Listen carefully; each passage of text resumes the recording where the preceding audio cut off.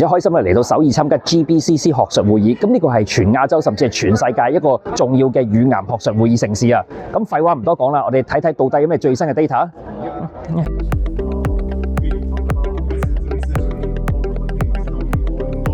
咁一直以嚟咧，其實咧乳癌嘅治療咧都離不開手術切除嘅，不管係任何期數嘅乳癌咧，都必須要經歷手術。咁但係咧好多病人咧，其實佢哋係唔想做手術嘅，尤其是一啲比較年紀大嘅病人啦，或者身體比較差嘅病人。咁近呢幾年咧，其實有啲微創嘅方法咧，例如冷凍或者射頻消融咧，係可以代替咗手術切除嘅。咁大大地造福咗呢一班嘅病人嘅。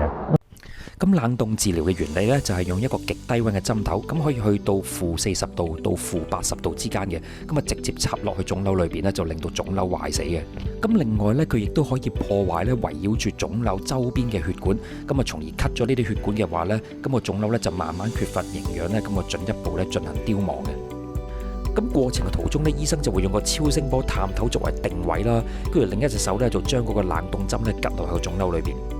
咁冷凍治療嘅好處咧，除咗佢係一個入侵性非常之低嘅手術之外啦，咁咧病人咧亦都係咧可以選擇呢個局部麻醉嘅，咁啊而且呢個過程咧非常之快，咁啊只需要大概30分鐘咁上下，咁嚟講病人亦都咧基本上唔會 feel 到話太多嘅痛或者唔舒服嘅。咁喺上年10月嘅時候，美國 FDA 亦都核准咗冷凍治療咧，用喺一啲早期乳癌低風險，而且病人嘅年紀咧係大概70歲以上，咁嚟講咧就可以代替咗手術啦。咁啊術後病人咧都需要接受翻呢個荷爾蒙治療嘅。咁另一樣微創嘅方法咧叫射頻消融 RFA 啦。咁其實咧射頻消融咧同埋冷凍咧係有啲倒翻轉嘅，因為佢會產生一個高嘅溫度，咁啊可以去到70度至100度之間嘅。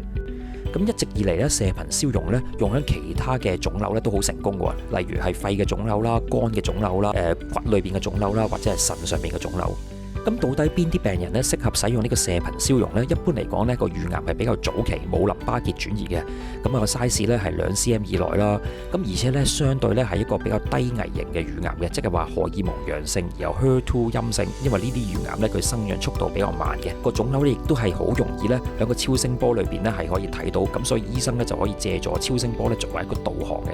但係相反啦，如果係有多發性嘅腫瘤啦，又或者個腫瘤距離皮膚太近，咁即係話咧5個 mm 以內咧，咁都唔適合嘅，因為咧就好容易令到皮膚咧會有附帶嘅損傷嘅。咁之前亦都有啲研究顯示咧，如果個腫瘤係細過2 cm 嘅話咧，咁用射頻消融咧可以達到98% 嘅成功清除率嘅。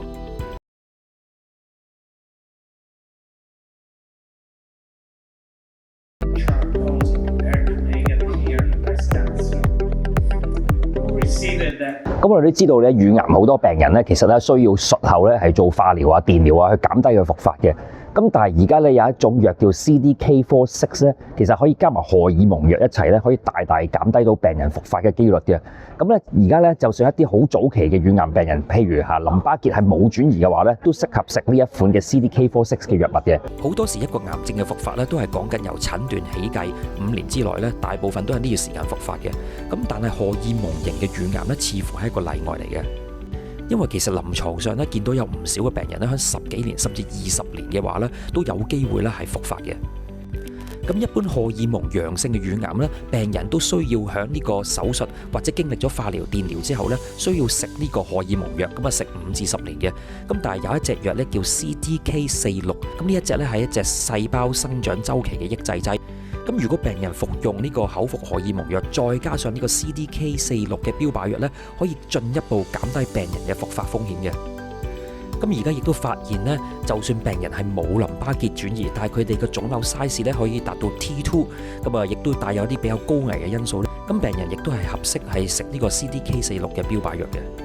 而且亦都睇到咧，無論係第2期或者第3期嘅乳癌咧，病人如果使用呢個荷爾蒙藥加 CDK46嘅標靶藥咧，都可以咧有效地減低佢哋復發風險嘅。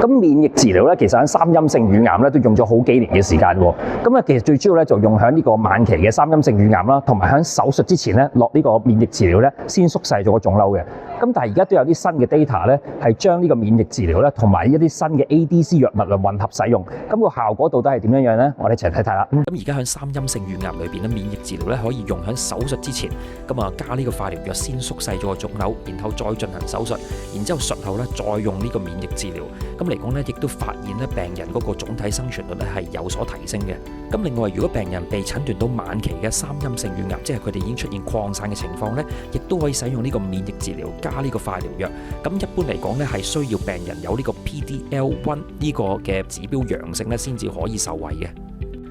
咁除咗免疫治療加化療之外咧，免疫治療咧亦都可以配搭一種叫 SG 嘅 ADC 類藥物。咁已經有大型臨床研究顯示咧，其實咧可以有效減低咧病人惡化嘅風險嘅。咁呢種治療嘅組合咧，已經被國際癌症權威指南 NCCN 咧，咁就列為晚期三陰性乳癌而有 PDL1 陽性嘅首選一線治療方案啦。咁而家新出嘅一啲免疫治療藥咧，亦都可以做到一隻藥有兩個成分嘅，譬如呢隻 Ivonescimab 啦，咁佢有呢個 PD-1 免疫治療嘅成分，亦都有抗血管增生標靶 VEGF 嘅成分喺同一隻藥裏邊嘅。咁如果用呢隻藥再加上化療咧，咁有初步嘅臨床研究顯示咧，其實喺三陰性乳癌呢個反應率咧係非常之高嘅。咁而家第三期嘅臨床試驗亦都進行緊，咁似乎未來咧會有一啲更加有效嘅藥咧可以俾病人選擇啦。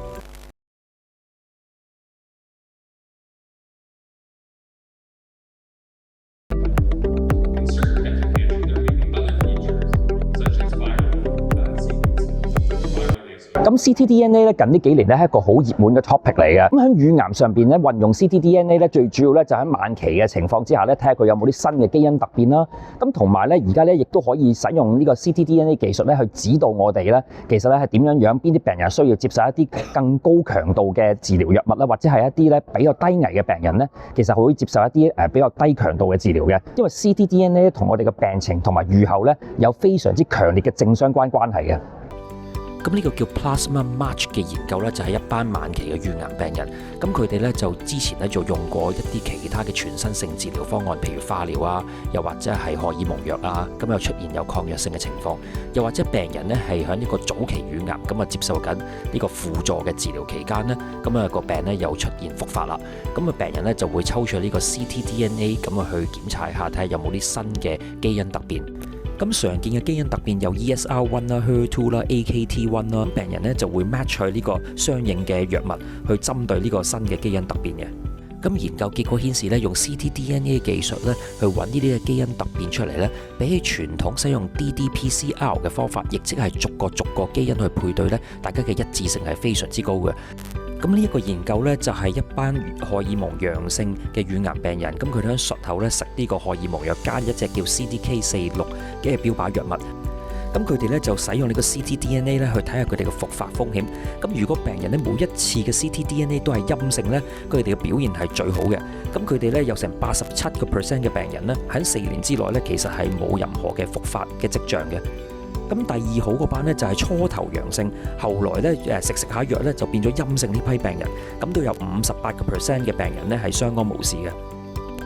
咁但係如果病人咧由陰轉陽啦，即係話一開始係冇 ctDNA， 但係用下藥咧，突然之間咧 detect 到呢個 ctDNA 話咧，咁佢哋咧就表現差好多啦，只有11% 嘅病人咧係相安無事嘅。咁表現最差嗰班咧，當然咧就係一直以嚟咧 ctDNA 都係陽性，亦即係代表咧其實咧食呢個荷爾蒙藥同埋 CDK46嘅藥咧，其實係唔可以防止到病人嘅復發嘅。咁呢個叫 DARE 嘅研究呢，就係一期或者二期嘅荷爾蒙陽性乳癌病人，咁佢哋係用緊呢個輔助性嘅荷爾蒙治療期間呢，就用呢個 ctDNA 睇下佢哋嘅復發風險有幾高。咁如果係陽性嗰批呢，咁就會更改佢哋嘅治療組合，咁希望呢可以減低佢哋嘅復發風險嘅。咁 ctDNA 陽性嗰班病人呢，有一部分呢就會轉咗去實驗組，咁啊使用一隻叫 fulvestrant 嘅針劑荷爾蒙藥，再加上一隻叫 palbociclib 嘅 CDK46嘅標靶藥物。咁另一組嘅病人呢，其實呢就係一個對照組啦，即係話繼續住佢哋原本嘅荷爾蒙治療嘅。咁個結果顯示咧，轉藥嗰組咧，其實咧3個月之後咧，有超過一半嘅病人咧，佢哋嘅 ctDNA 咧係轉翻做陰性嘅。咁啊，但係咧，如果不改變佢哋嗰個治療組合，即係話病人淨係繼續用佢個荷爾蒙藥咧，咁啊，只係得1/4嘅病人咧可以做到自己可以清除 ctDNA 嘅。咁似乎 ctDNA 咧可以令到個人化嘅治療咧更加精準，可以協助醫生咧知道邊一啲病人咧個復發風險比較高，從而更改佢哋原本嘅治療。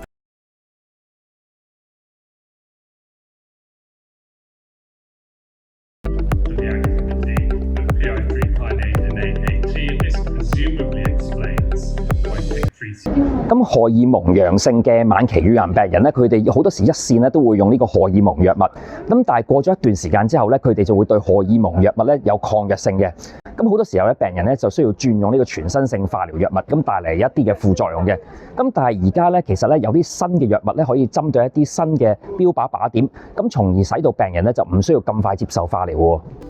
荷爾蒙型嘅乳癌病人咧，佢嘅抗藥機制好多時涉及一個叫 PIK3CA、AKT 同埋 mTOR 嘅一個通道嘅。咁呢啲通道咧，其實係指令我哋嘅癌細胞咧快速增長嘅。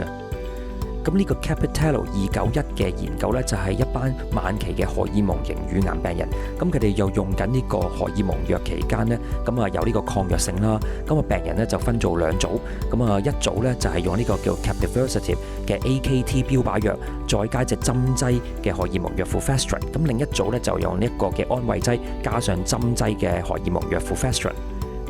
咁發現咧，病人無論係帶有呢個 PIK3CA 基因突變啦、AKT 嘅突變啦，或者 PTEN 嘅突變咧，咁使用呢隻叫 Capi 嘅標靶藥咧，都可以將呢個惡化嘅機率咧減低差唔多去到1半喎。